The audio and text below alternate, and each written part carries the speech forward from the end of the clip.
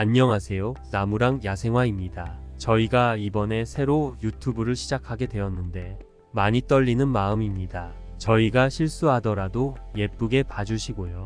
항상 우리 구독자님들 건강하게 가드닝 생활하시면서 저희 유튜브도 즐겨봐주시면 감사하겠습니다.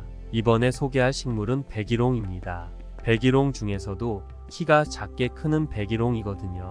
보시면 아시겠지만 키가 굉장히 작게 크는 미니 백일홍인데 어떤 특징이 있냐 하면 꽃 색깔이 약간 퍼플의 느낌이 좀 강하게 나면서 퍼플과 핑크의 중간 형태로 보여요. 내안성 같은 경우도 일반 백일홍보다 훨씬 더 강해서 월동도 잘 되고요.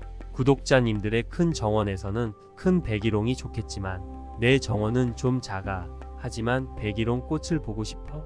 라고 하시는 분들은 작은 이 미니 백일홍을 심으시면 좋을 것 같아요. 그래서 이 미니 백일홍 같은 경우는 잡초를 잡기 위한 기피식물로도 심고요. 그 다음에 독립수로도 심어요. 그래서 독립수로 심을 때도 빛을 발하고 개화 기간이 굉장히 긴 나무예요. 그래서 이 나무 같은 경우는 어떻게 키우는 게 좋냐?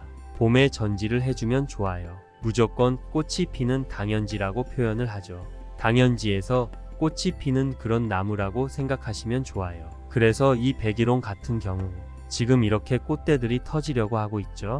핑크색과 퍼플의 중간 형태의 꽃색이 핍니다. 그래서 꽃 색깔도 이쁘고 우리 구독자님들 정원에 심겼을 때 잡초 잡는 예방 효과도 있어요. 기피식물로 잡초도 잡아주고 내 정원이 작은 정원인데 백일홍을 보고 싶을 때는 이 미니 백일홍을 선택하시면 최선의 선택이 될 것 같습니다.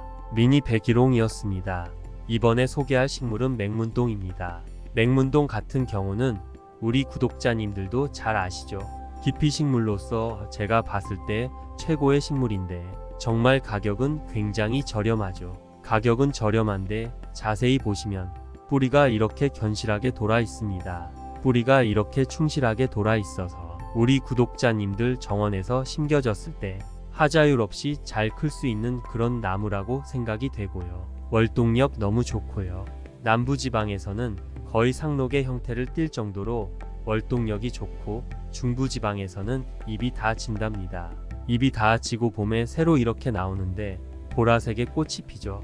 보라색의 꽃이 피어서 꽃도 이쁘고 이 사초 형태 자체로만 해도 굉장히 예쁜 그런 형태예요. 그런 사초라서 우리 구독자님들 정원에서 굉장히 많이 심기도 하고 조경하시는 조경업자들이 굉장히 좋아하는 사초 중에 하나가 맥문동이에요. 가성비가 너무 좋죠. 이렇게 15구짜리가 가격이 2만원대 형성되다 보니까 가격이 너무 좋아서 조경업체에서도 좋아하시는 사초 중에 하나입니다. 이 사초가 이름은 맥문동이라고 하죠. 이 맥문동은 우리 구독자님들 정원에 심어졌을 때 하나씩 심으시면 별로 느낌이 안 좋더라고요. 105구 트레이 한 판으로 판매합니다. 맥문동이었습니다. 이번에 소개할 나무는 섬계야광이라고도 잘 알려진 나무인데요. 섬계야광 같은 경우는 5월에서 6월에 꽃을 피우고 9월에서 10월에는 빨간 열매가 맺혀요. 그래서 굉장히 좋은 나무인데 꼭지윷놀이하고 너무 비슷하게 생겨서 꼭지윷놀이와 섬계야광의 차이를 모르겠다라고 하시는 분들이 많아요. 그런데 이 나무는 섬계야광으로 불리는 게 맞는 나무이고요. 영하 23도까지 월동이 되는 그런 나무다 보니까 우리 구독자님들이 정원에서 심었을 때 웬만한 지역에서 다 월동이 된다라고 보시면 돼요. 그리고 이 나무 같은 경우는 딱 보시면 아시겠지만 독립수로도 키우기가 좋죠. 키는 1.5m에서 2m까지 크는 나무예요. 그래서 키가 너무 작은 나무는 아니니까 앞쪽으로 심으시면 안 되고 정원 뒤쪽으로 심으시는 게 좋을 것 같아요. 섬계야광 같은 경우는 번식 방법을 어떻게 하는지 물어보시는 분들이 많아요. 삽목을 통해서 번식이 잘 되니까 우리 구독자님들 정원에서 개체수를 늘리고 싶다. 나는 가을에 이렇게 빨갛게 피는 열매들이 너무 좋아서 그 열매들 보고 싶다 하시면 섬계야광을 심어서 빨갛게 피는 열매를 보시면 좋을 것 같습니다. 섬계야광이었습니다.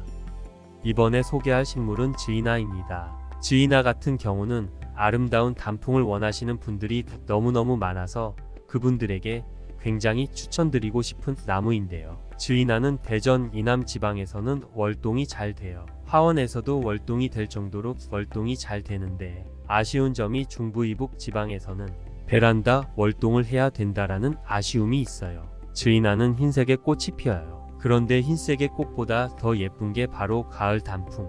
가을 단풍이 4가지 색이 보일 정도로 화려해요. 그래서 꽃보다는 단풍을 더 보는 나무이고요. 꽃도 여름에 피는데 하얀색 꽃이 피어서 오리매화 나무처럼 그런 형태로 피거든요.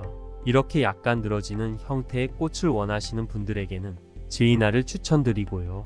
가을 단풍은 4가지 색으로 피니까 우리 구독자님들 정원에서 아름다운 단풍을 원하신다면 즈이나 기억해 주시면 감사할 것 같습니다. 즈이나도 삽목을 통해서 번식이 되니까 주변 이웃들과 나눔하시는 것도 추천드립니다. 즈이나였습니다. 이번에 소개할 나무는 꽃댕강 나무입니다. 왜 꽃댕강 나무냐고 하면 이 가지를 자를 때 댕강 소리가 난다고 해서 꽃댕강 나무인데요. 이 꽃댕강 나무 특징 중에 하나가 개화 기간이 길어요.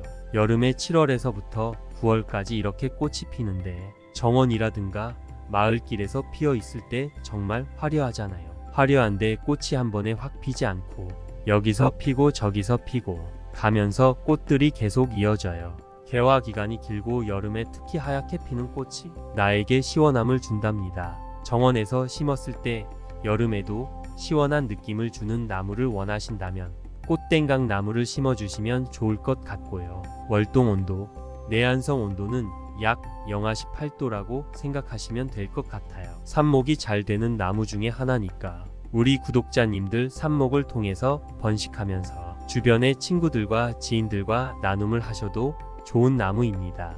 꽃댕강 나무였습니다. 이번에 소개할 나무는 황금용버들입니다. 황금용버들은 이름에서 느껴지죠.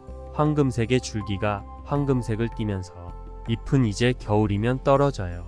겨울이면 떨어지면 줄기만 남겠죠. 황금색의 줄기가 이렇게 남는데 황금색의 줄기에서 용버들이라고 표현하는 이유가 뭐냐 하면 마치 한 마리 용이 하늘로 승천하는 듯한 모양을 하는 그런 나무예요. 그래서 용이 하늘로 승천하는 듯한 모습인데 정말 황금색을 띠고 있어서 너무 아름답거든요. 그래서 겨울이 되면 잎이 다 떨어졌을 때 더욱더 아름다운 나무예요. 그래서 다른 나무들은 잎이 떨어지면 아쉬움이 많이 남잖아요. 그런데 이 용버들은 잎이 있을 때도 아름답지만 잎이 지고 나서 겨울에 아무것도 없는 그런 상태에서도 마치 진짜 용이 하늘로 승천하는 듯한 모양을 하고 있어서 아주 좋은 나무이고요. 번식 방법으로는 삽목이 번식이 잘 돼요. 그런데 이 용버들은 굉장히 귀한 나무인 게 아마 시중에서 이렇게 작은 묘목들을 파는 그런 데가 없을 거예요. 큰 나무들 같은 경우는 가격이 굉장히 많이 나가는 나무이고 이 나무 같은 경우는 심어놓고 우리 구독자님들 정원에서 봤을 때 겨울 조경을 더욱더 빛내줄 수 있는 가을 겨울 조경에 최적화된 나무라고 생각하시면 될 것 같습니다. 월동 걱정하지 마세요. 황금용버들이었습니다.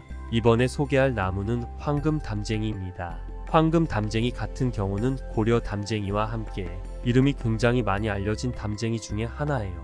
잎이 이렇게 황금색을 띠고 있어서 굉장히 유명한 나무이기도 하고 줄기에서 뿌리 빨판 같은 게 나와요. 뿌리 빨판 같은 게 나와서 담을 타고 올라가죠.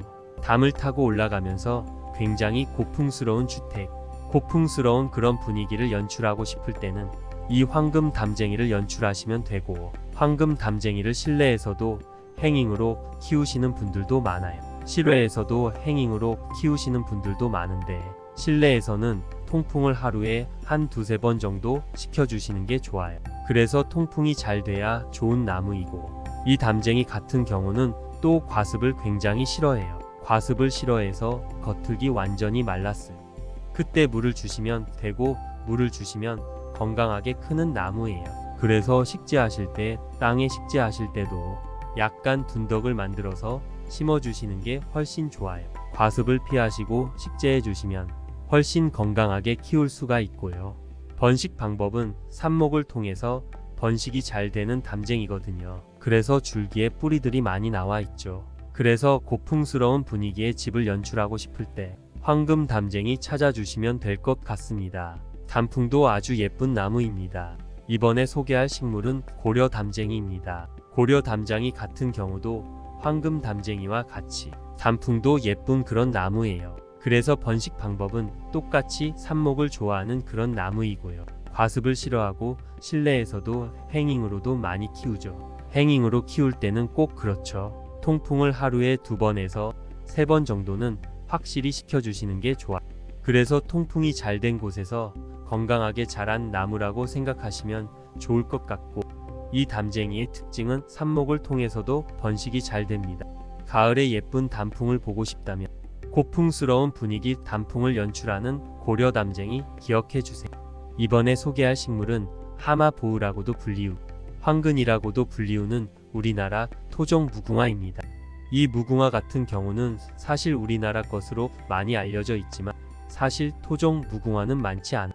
그래서 제가 알기로는 하마보우가 거의 유일한 토종이지 않을까 싶을 정도로, 황근이 거의 토종이 아닐까 싶을 정도인데, 하여튼 이 토종 무궁화 황근 같은 경우는 하마보우라고 워낙 유통명이 많이 알려져 있어서 하마보우도 설명을 드리는데, 꽃은 노랗게 피는 무궁화예요. 그래서 황근이라고 해요. 그런데 왜 이 황근이 유명하냐 하면 사실은 꽃보다도 더 예쁜 게 있어요. 가을에 단풍이 더 예뻐요.